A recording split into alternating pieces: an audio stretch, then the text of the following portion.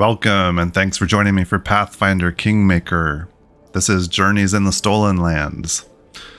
So I just rested again real quick to fix some of the dexterity and strength damage that people had. We got rid of some of it. Some people still have issues. But I noticed after we rested for one night, we had something new pop up here in the Kingdom Affairs. So we're going to check on that to start with.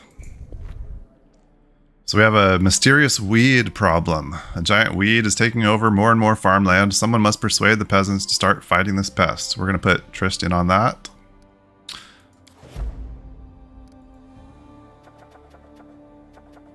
And I think that's it for now, since we don't have any BP at the moment.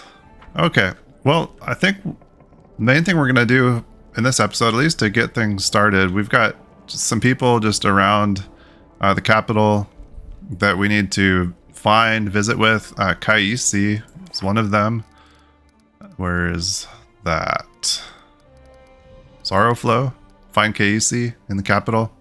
She's one of the DLC companions. We're gonna go find her and talk to her.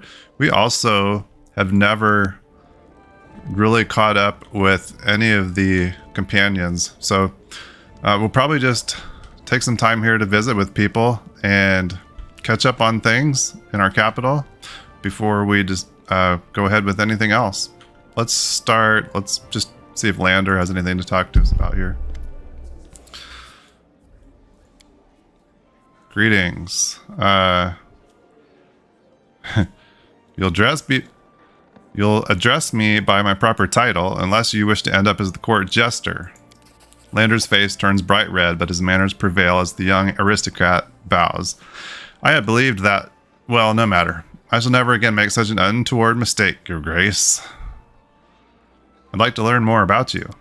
Me? But I'm such a bore. Lander huffs indignantly, though he's clearly flattered by your attention. What would you like to know? Tell me about your family. House Lebeda is considered one of the most influential in Brevoy, and rightfully so. We own the fertile lands around Lake Raikale, and the castle of Silverhall, an impressive structure famous well beyond Brevoy's borders. We also control a significant amount of the lake and river shipping trade in the region. And if it's my family that's of interest to you, my father passed away long ago. My mother's spent years attempting to marry my sister Alana off to our beloved king, Noleski Sertova. As for myself, well, the family remembers I exist on the rare, or not so rare, occasions when I end up causing everyone trouble. Judging by that story, it seems no one is truly close to you. Close relations are a luxury that some people can't afford. I once became close to a man I considered to be a mentor and a friend. I later learned he'd been using me to acquire information on my house's caravans for some local bandits. I learned much from that experience, and so I shall watch your entourage with a keen eye. I won't allow any untrustworthy or suspicious people to go unnoticed. You can trust me on that. What do you value most in people? Decisiveness. Lander answers immediately, then adds, well, sensible decisiveness. I've no taste for those who sit and mumble all day when the time to act has come, nor for those who rush in without consideration or planning. You came of age 2 years ago. Why, Lebeda, are you still heir to the throne and not sitting upon it yourself? A throne is a curious thing. It owns you more than you own it. My mother bent over backwards to draw me into possession of my father's legacy, but I would like Lander to really see and do something in this world before he becomes Lord Lebeda. You will return home eventually, won't you? Of course. Can't let a throne sit empty after all, especially not one so wealthy. Lander's eyes gleam. I will return someday, but for today, my house can wait. I need to discuss politics and affairs of the barony with you. Always glad to provide counsel. Any news from Brevoy? House Sertova openly denounces you and your barony. Nothing more than loud words as yet, though. The sword lords of Restov are concerned about some of the freedoms you allow yourself, but they're still showing a good face over a bad game. House Lebeda remains neutral, for now at least, but rest assured, once I return home, we'll wholeheartedly support the friendship between our nations. What's going on between the royal house Sertova and the Aldori sword lords? To be blunt, sly schemers battling for power against stubborn blusterers. Long ago, both of them ruled a kingdom of their own. The Sertovas ruled over Issia and the Aldori sword lords over Rostland. Then Coral Rogarvia came in with his dragons and made it abundantly clear to everyone that everything they saw around them was his. Who do you think ran quickest to express their deep devotion and loyalty? It certainly wasn't the Aldori. They fought to the last, and they almost died out as a result. Over the next 2 centuries, the Sertovas squeezed everything they could from the benevolence of their rulers. And now, after the vanishing of the Rogarvia line, Noleski Sertova has seized the throne. But the Sertovas owe a blood debt to half of Brevoy. It will prove difficult for them to hold on to that power. This makes them paranoid. They see enemies everywhere, and the Aldori are no exception. What's my barony's role in the Sertova-Aldori conflict? I'm certain they'll keep trying to win my support. The Aldori are brave and senseless. You're more likely to pull them out of trouble than be the one receiving aid. And the Sertovas are smart, but they'll gladly sell you out if they see profit in it. They're also unbearably boring, all of which means you made a wise decision when you picked me as your ally.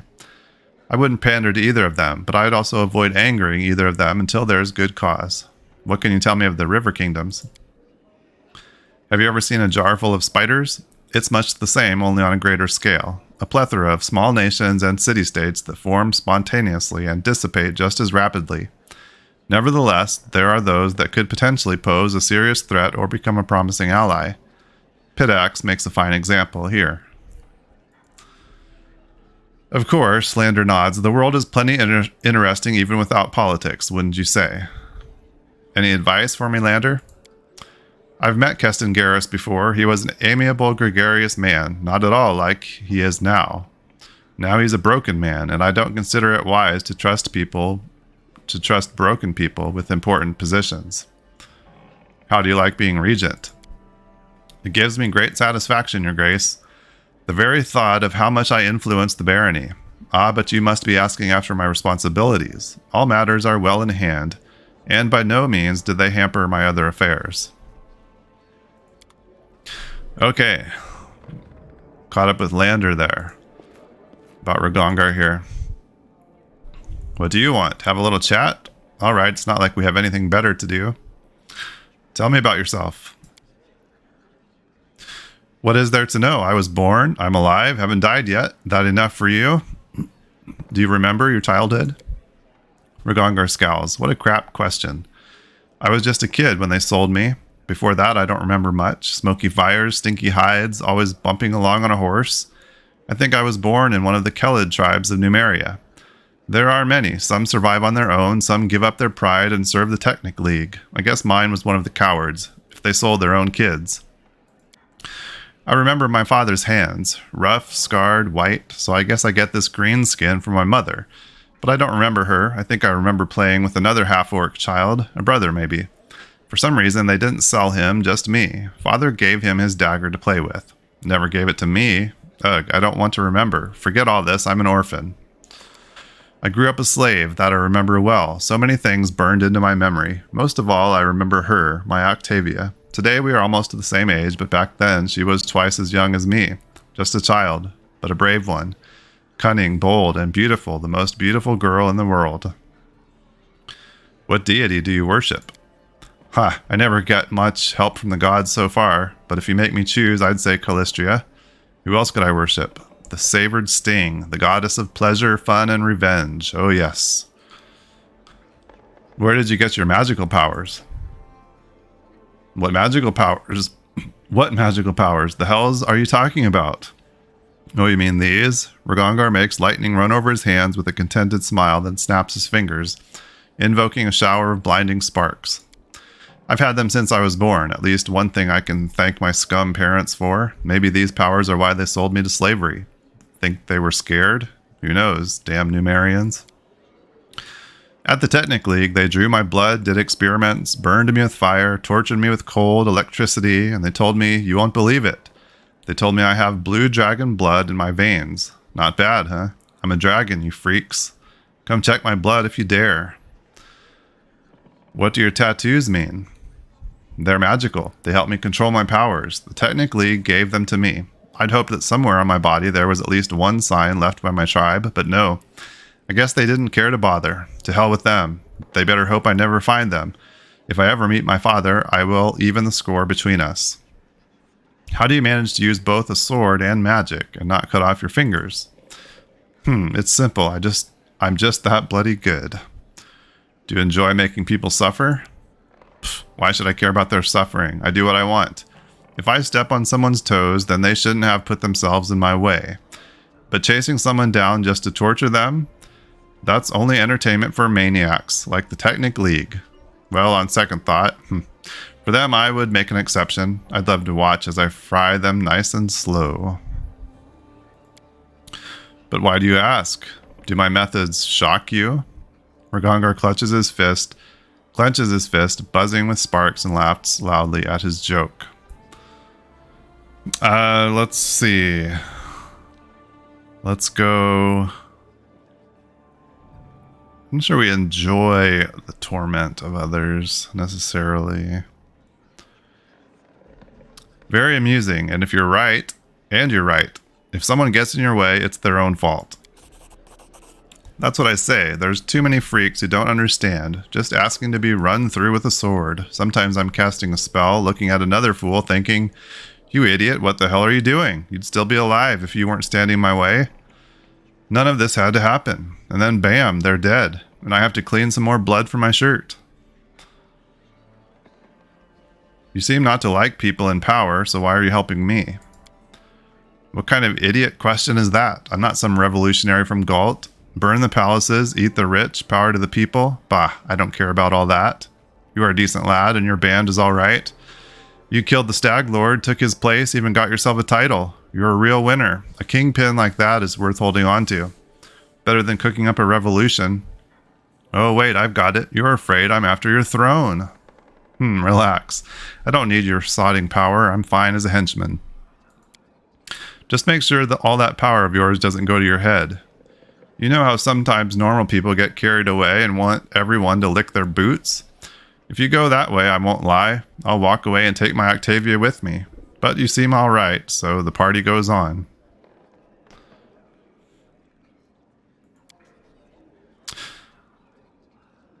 Thanks, don't fill a purse. Haha, I'm just kidding. Okay, tell me about your life in Numeria. You mean my life as a slave? I didn't see much except for the slave barracks and the League's twisted laboratories. How'd you happen to become a slave? I was sold by my own tribe when I was just a little brat. The half-orc clenches his teeth, then spits on the ground and steps on it with his boot. So I grew up in a slave barracks. I was raised to be sold like a battle animal. They tried to break me, but they picked the wrong brat. No matter how much you beat this animal, he only gets angrier. The half-orc punches himself in the chest and snarls. Why did your masters teach you magic? Can't you guess? Because magic is in my blood. It's why they bought me. I wasn't raised as some lowly mop slave, but as a murder machine. I'd fetch quite a nice sum of gold. You might also ask if they knew I'd take the first opportunity to rip their own guts out, using everything they taught me. Of course they did, but that's the Technic League. They calculate risk. Octavia kept pretending to be simple-minded so they wouldn't expect anything of her, but I made every effort, though they didn't teach me much. What is there to teach? It's not book magic, it's innate. They made me practice with my sword more, but I did my best in everything. I studied all I could. They knew they were raising an enemy, but they thought they could keep me on a short leash, or sell me to someone with deep pockets, so I'd become someone else's problem. But who won in the end, huh? Who is free? Who will bury them all? What else did you see beyond your life in chains? What could I have seen? Well, when we ran, we went through Starfall. That's a fine city. Big, loud, many merchants, things to see, things to steal. But I didn't have much chance to walk around. It's the very nest of the sodding Technic League. We were focused more on getting out alive. We met some barbarians. I asked them who might know what tribe I'm from, but they didn't know anything. I don't have any tribal tattoos. Nothing. Actually, they are all right. Well, some of them. The Blood Pikes, for one, they're great. All the rivers are theirs. We sailed with them during one of our escapes, almost all the way to Brevoy, and they didn't turn us in. But the White Scars got us after that. Those guys are shit. They've sold their pride to the Technic League.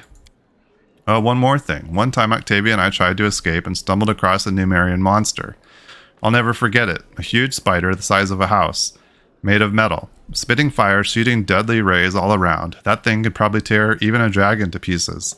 Ruined our escape plans, too. We had to go back. Did you and Octavia try to escape? What do you think? Of course we tried.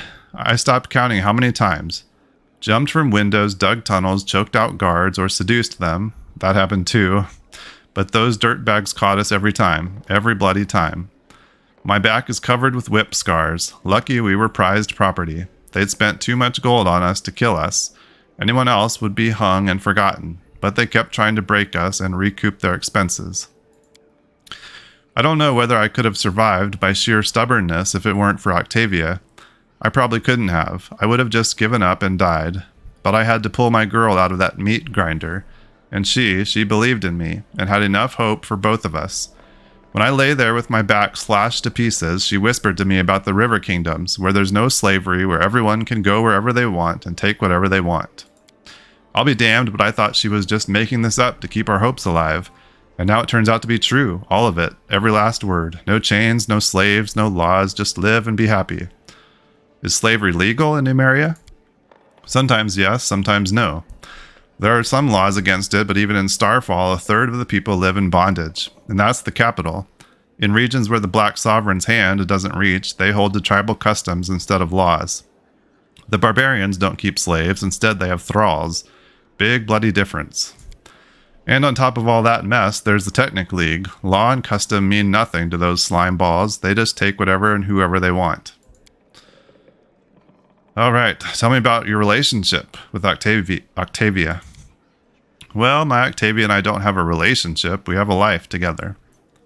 How did you meet?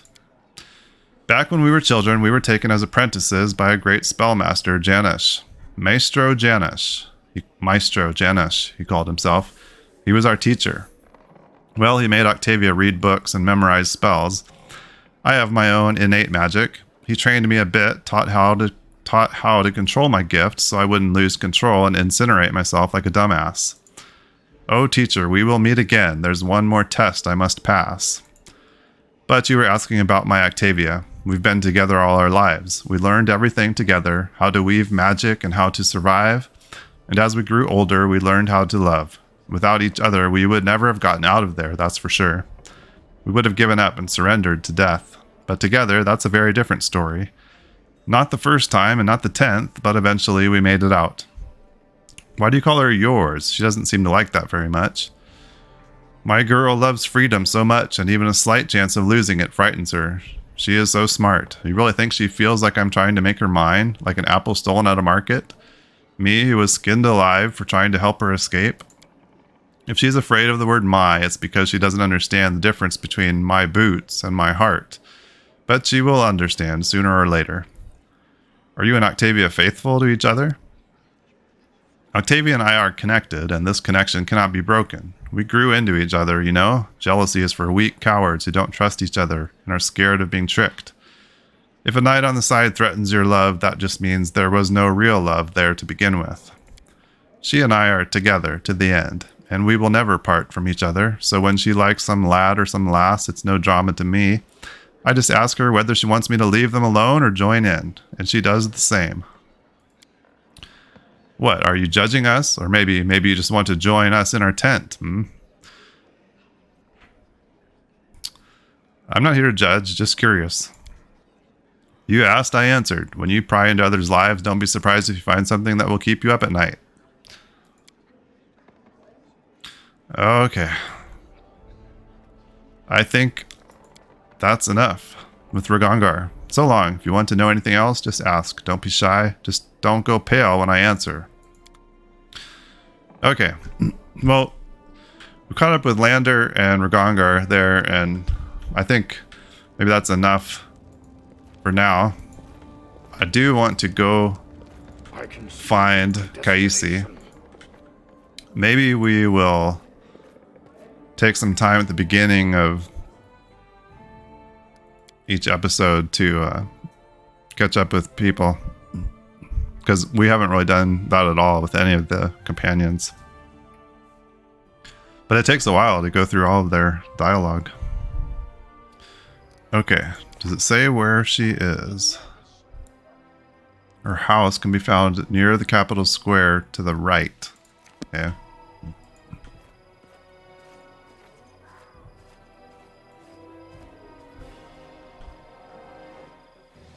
Like over here? I should have just looked on the map. Probably says. Oh, it's that big house there. She's not playing around. She's got the biggest house on the block besides us. I think we came in here in my other playthrough and it was just empty. So they left this for her, I guess.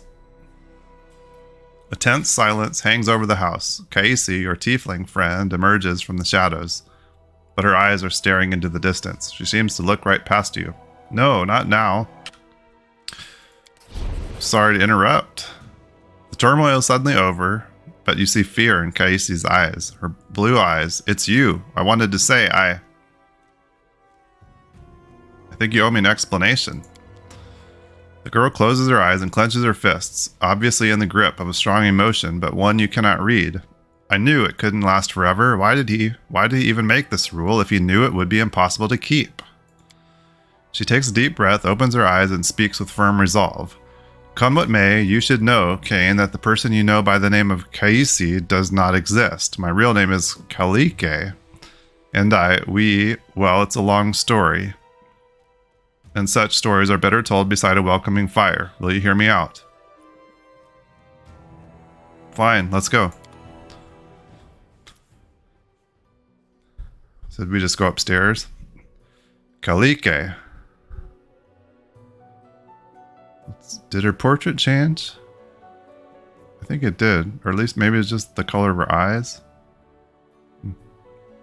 The girl rests her head on her arm and stares off into the distance, lost in memory. Stories by the fire, in the desert where I was born, my fondest memory. When the day is done, hosts and guests, parents and children, friends and rivals all gather by the fire under the stars to tell their tales. All they did, all they witnessed, all they heard from other travelers, and the whispers carried by the desert wind. My sister and I often snuck in to hear these stories, hiding in the shadows just beyond the circle of light and warmth. We are hellspawn, you see. Tieflings are unwelcome guests in Kadira, unblessed by the light of merciful Sarenrae. We grew up sleeping in a common tent, scavenging food here and there like orphans, all but outcast and disowned. We were 13 when we left and set off to find happiness in the cities, and everyone we left behind sighed with relief. My sister and I, we are twins, but as different as the sun and moon. Her name is Canera, which means silent flame. She is fire, a cold fire, but one that turns everything to ash. I am a river. It brings me joy to give water to tired travelers and nurture green shoots. But when I flood, I am bound to bring death. The girl's eyes are full of sorrow. Despite our differences, we are one. Our lives belong to divine Nethys, and by his mercy we now live in turns. While one of us is here, the other sleeps in another plane, and when she wakes up, we switch places, just as you just witnessed. And how is it? You began to live in turns. This story, it's one I've never told to anyone before. No one in the whole world, and it's not easy to confide in a stranger. There's too much grief and guilt in it. If you don't mind, I'd rather not go into all the details. You see, my sister died, and I couldn't get over it. Canera was killed by a soul eater, a monster summoned by secret followers of Abaddon's archdemons. Those who summoned him died in the fight, but the beast was too strong for my sister, and I wasn't even there to protect her. Kalike catches her breath. We just had a fight, and we both did some stupid things just before, but I don't want to talk about that now. When I found out what happened to my sister, I was ready to make a deal with any power, if only I could just get her back. And I found such a power. I was contacted by the Arcanothane, the herald of the god Nethys himself. She promised she would return Canera to life, but on two conditions. First, we must both keep the arrangement a secret. Second, we would never be able to meet again. And so our new life began. Now we flee through the world, guarding our secret, always introducing ourselves as Kaisi to hide that there are two of us. And we switch places with each other at random. While one lives, the other sleeps in a demi-plane, one created specially for us. And you can't control these switches? No, we can't. They happen at random, most often while we're sleeping, but sometimes in broad daylight. That's why we can never stay in one place for long. When someone witnesses us switch, we usually tell them tales of a special magical way of traveling. But people start noticing strange things and begin to figure things out. Truth be told, I'm so tired of having to pretend. We knew this couldn't last forever, and now the truth is finally out. What's the point in all this? You revealed your secret to me. It means you broke one of the rules set by the deity's herald. Yes, will you make me regret this, Cain? I felt you might be someone who could help my sister and me change our fates. What do you want from me? You must have come here for a reason. That's actually what I wanted to talk to you about. Kynera was supposed to tell you of an ancient treasury that we've been looking for. Gold isn't the only thing of value in this place. It may contain an ancient relic taken by the Taldan raiders from a respected Kadiran temple of Nethys. It's an unusual relic, called the Disk of the Eclipse. I once heard a beautiful story that it was created from the shadow that hides the sun and the moon, but I don't think that could be the truth. Nethys is the god of magic, who was once a mortal wizard, and relics from his temples are usually very powerful. There are many among his followers who think that solving the mysteries of magic, even rivaling their deity, is the best way to serve him. One such follower created the disk long ago in the distant past. According to legend, it gave its owners control over planar travel, but only pairs of wizards bound by unbreakable ties could use it. While one of them traveled the planes, the other was his anchor in our world, and they could switch between. Do you see now why we so desperately wish to find the disk? It might help us understand how the switch between me and Kynera works, and it should make our divine patron happy. Nethys and his assistants value the desire to understand the mysteries of magic above all else. How'd this disk come to be in the Stolen Lands? It was brought here by Taldans from the 5th Army of Exploration. Taldor and Kadira were enemies for ages. Thousands of years ago, a soldier broke into the Temple of Nethys and stole the relic to sell it or secretly hoard it as an heirloom. Hundreds of years later, his own kin, or the kin of its 100th buyer, brought the disk to these strange lands, where the Taldans had come, uninvited as usual, and which they finally vanished from with little trace. Sometimes history is as intricate lace. You'd never guess where it begins and where it ends. Tell me about the location of this treasury. It was called Sorrowflow in the chronicle we read. It was once a Taldan town founded by the veterans of the 5th Army of Exploration. It stood on the shores of a turbulent river, and that was what destroyed it.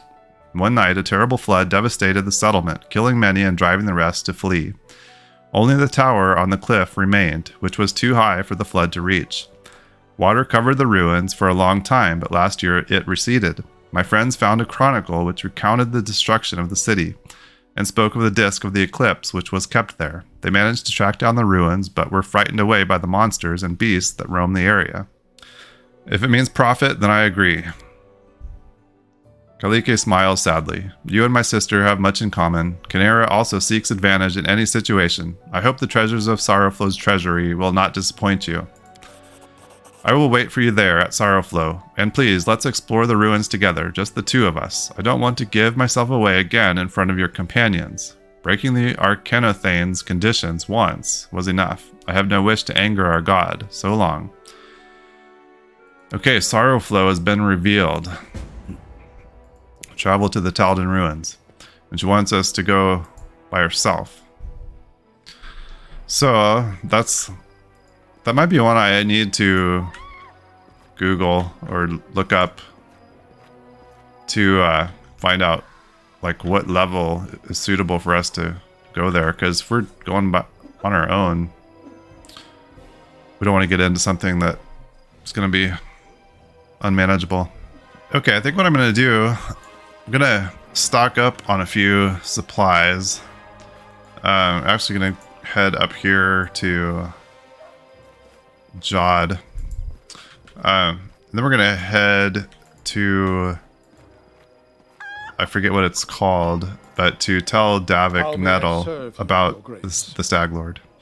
Okay, we picked up a couple things, some healing scrolls, and I picked up a couple remove paralysis scrolls. I'm not 100% sure if those are usable against like hold person. Like, it seems like it would be, unless it's only against, I don't know if there's a condition actually called paralysis that those are good against, but we'll have a couple of those just in case. Those would have been really helpful against that nymph at the Bald Hilltop. I noticed a couple of people leveled up, so we're gonna do that here before we head out. Okay, we got Enna leveled up here.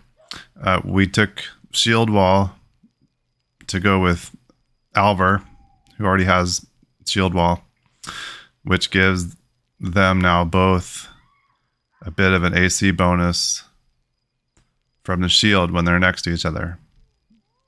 I'll have to pay attention to see if we can see indication of that. I'm not sure exactly like how close they actually need to be for that to take effect, but we'll try to figure that out.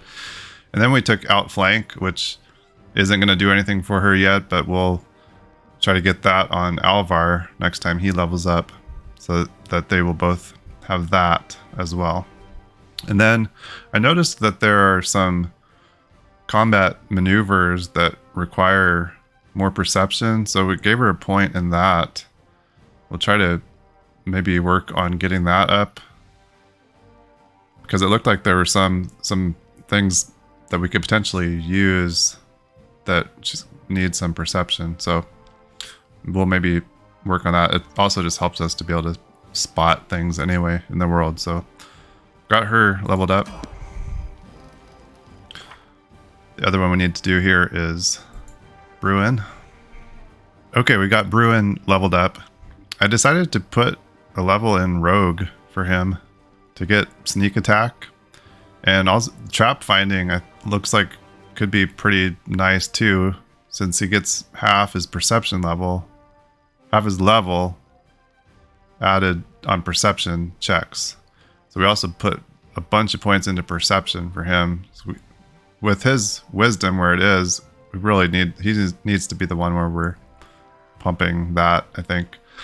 And then we took Boon Companion, which gives his leopard, his abilities are calculated as though our class were 4 levels higher. So that'll be a little bit of a boost for our leopard companion.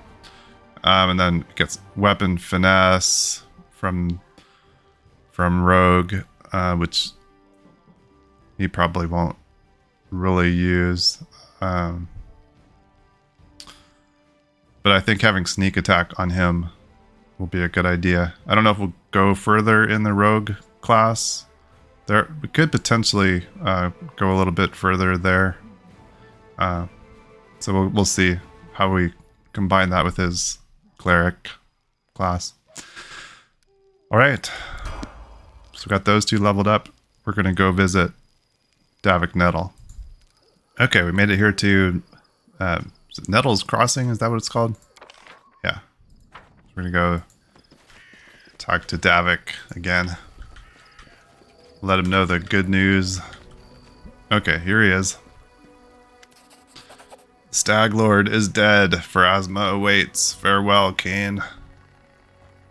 We get the research Davik Nettle event. A good amount of XP. Corpse crumbles to the ground. Okay. Got anything on you? Short spear.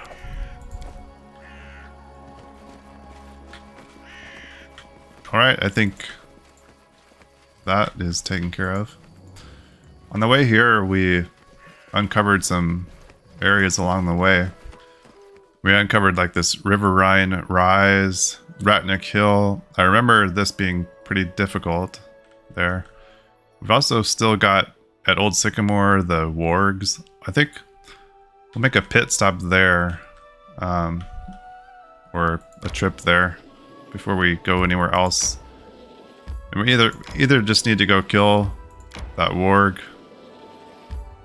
Maybe first I'll go try. I don't know if we still have a chance to talk those kobolds and mites into heading up there themselves, but we didn't find anybody to feed to them. I think it was because we killed all the kobolds and mites downstairs here.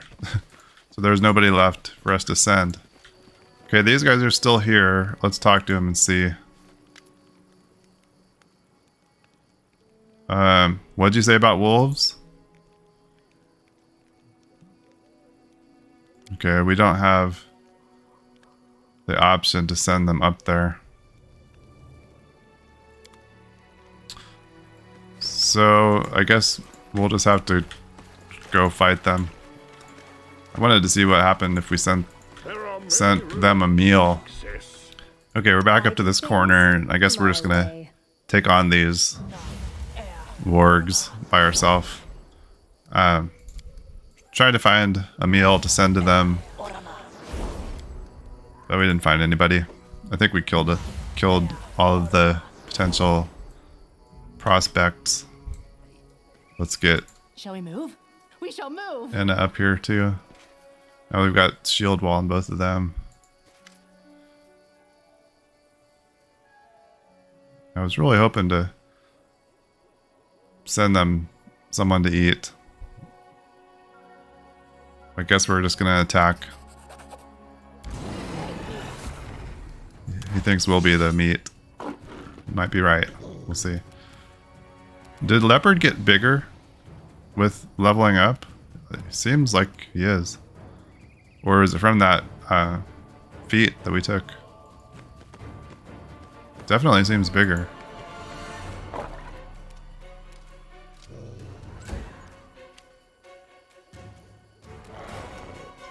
Let's get Alora up here in position for color spray.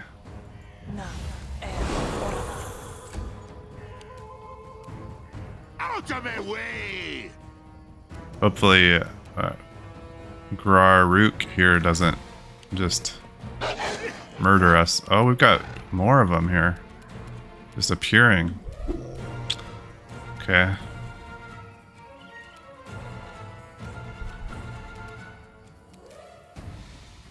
Let's get a blessing going.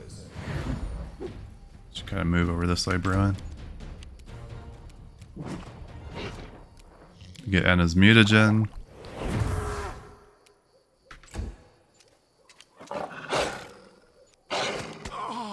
Ouch. Yeah. Let's see. Let's inspire. Got quite a few uses now of her bard song. Kane, let's bring you in. Back here. Nice. Love that sneak attack.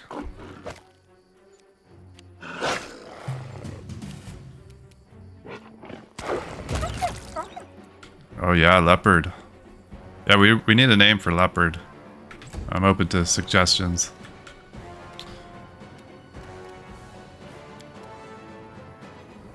A little fire here from Alora.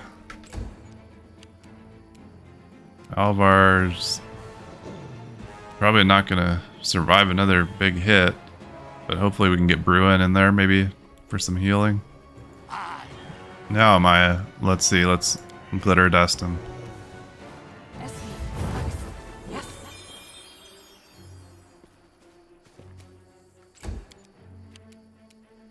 Get this one, Kane.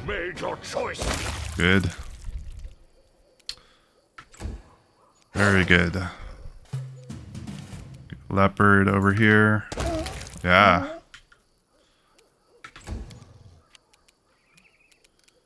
And Alora. Could do Burning Arc. It's like Garuk here might be the only really problem. Nobody's been able to hit him yet. Let's get Aspect of the Falcon on. Let the attack commence. We really need somebody with haste. And trying to think now, we if we would have gone another level in cleric for Bruin, I can't remember if haste would have been available at level 5. So it comes to this. But I'm thinking we can get that on a Maya.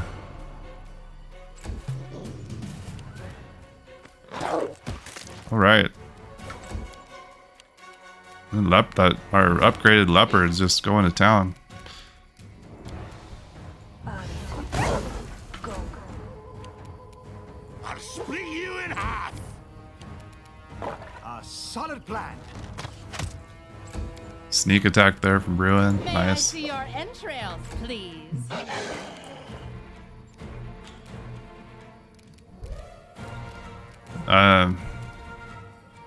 We get a thunder call in here. We might not be able to now.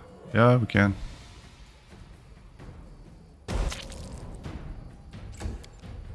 Can? I'll just have to resort to brute Yeah, force. okay. Alright, well, we didn't manage to send him lunch, but he's dead. I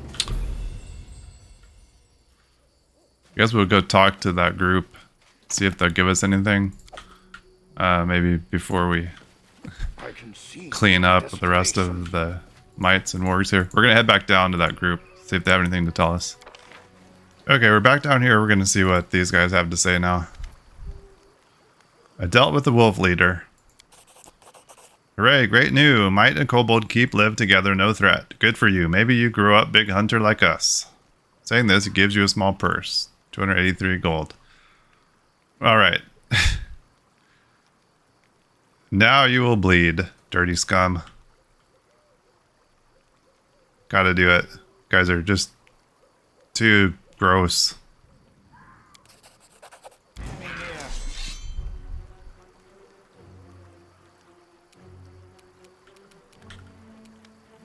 Send leopard around here.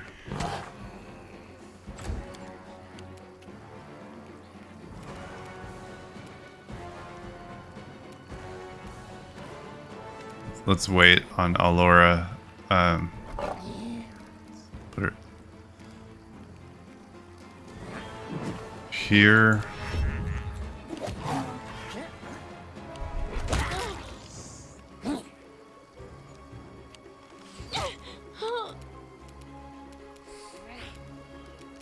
Bruin. Let's just heal up Alvar.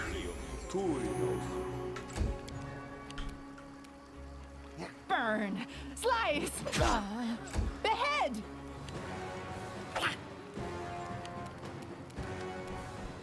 Out of my way.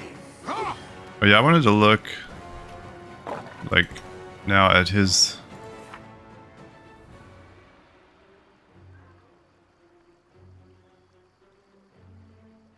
tower shield, shield focus, fighting defensively. I don't see the shield wall anywhere in that.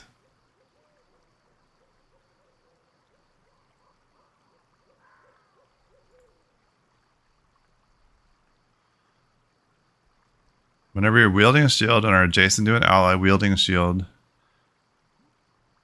the AC bonus from your shield increases, okay, depending on the shield wielded by your ally. So,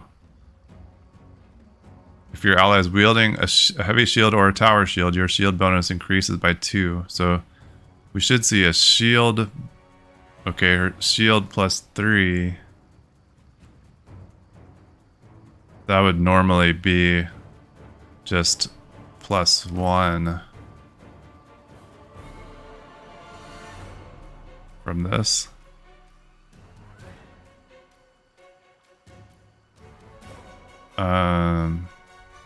No, it's 3, AC 3.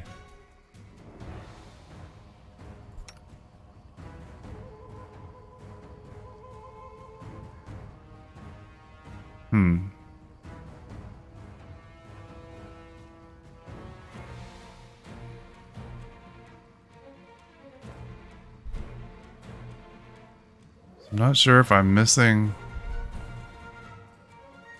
something. If that just doesn't show up anywhere.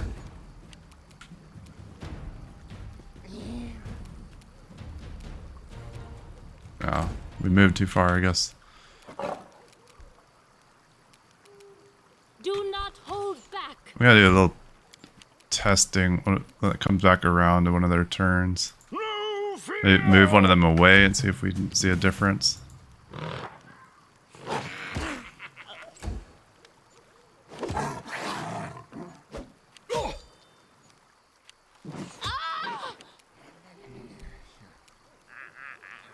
Forwards.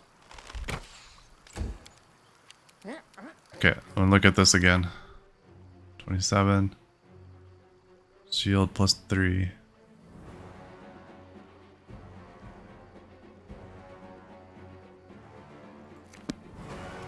If we move her back here.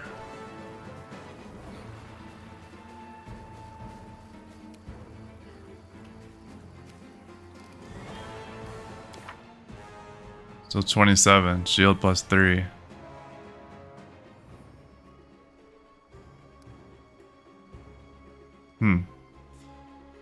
They were right next to each other, weren't they?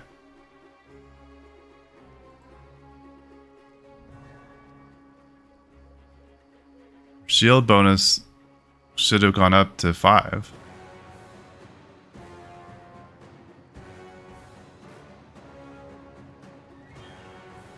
So I'm not sure why that isn't working. Or maybe it is and there's just no visual indication of that anywhere. Maybe we'll move her back in next time and see. I don't like you. Your death awaits. We shall overcome. You've made your choice. Ooh, there might not be anybody left by the time it gets around to her turn. Yeah. Oh, okay. Yeah, we're done. And Allura leveled up. Nice. Okay. Well, if anybody knows what's going on with that shield wall feat, if I'd be interested. Okay, we're gonna level her up. Okay, we got Allura leveled up. We added spell focus for evocation and spell penetration, and then we took displacement and fireball. Let's take a look at her spell book. Okay, so then for her spells, I decided we took away one of the blurs here and added invisibility. This really could be helpful if we need to get, if somebody's really low health, we need to get them out of the action. We can use that to help them out. And then we put displacement in here for her favorite school slot, and then a couple fireballs there. And that's that. Everybody now, let's see. Is Alvar the only one who's still level 4? He's getting close. I think that's it. Yeah, he's gonna be the last one to level up. All right. Well, we didn't resolve this the way I wanted to, but instead of sending them as a meal, we just took care of them. Look at that face. Yeah. Thanks for being with me here in the Stolen Lands. I really appreciate it. And I hope to see you again next time. Bye-bye.